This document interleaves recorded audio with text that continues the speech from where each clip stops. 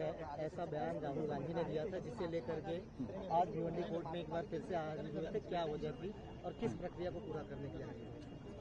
सन 2014 के लोकसभा इलेक्शन के समय आरोपी राहुल गांधी, जो उस वक्त कांग्रेस पार्टी के अध्यक्ष थे, उन्होंने यहाँ पे प्रचार के चुनाव के प्रचार सभा में जो भाषण किया, उसमें उन्होंने एक वक्तव्य ऐसा किया कि आरएसएस के लोगों ने गांधी जी को मारा है, ये गांधी जी के खूनी है। ऐसा बयान उस स्टेटमेंट उन्होंने उस सभा में दिया था। ये जो स्टेटमेंट है, ये पॉलिटिकली मोटिवेटेड और आरएसएस जैसी संगठन को बदनाम करने की एक साजिश थी। उनका पॉलिटिकल इंटेंशन था आरएसएस को बदनाम करना।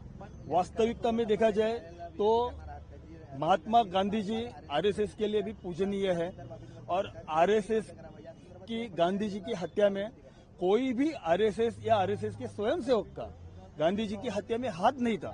ऐसा उस वक्त की न्यायालयीन प्रक्रिया, न्यायालय कोर्ट में जो केस हुई, उस केस में और बाकी जो इंक्वायरी के कमीशंस थे, उन सभी में यह स्पष्ट हुआ है कि महात्मा गांधी जी की हत्या में आरएसएस का हाथ नहीं था।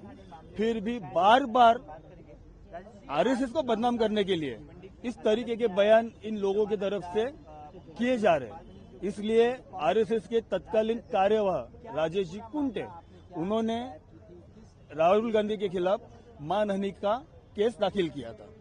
उस केस की सुनवाई के दरमियान माननीय न्यायालय ने सीआरपीसी के 202 के अंतर्गत रिपोर्ट मांगा था।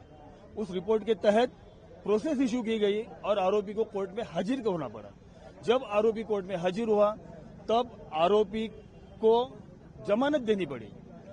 आरोपी के जो उस वक्त के जो जमानतदार थे, हाल ही में उनका देहांत हो गया।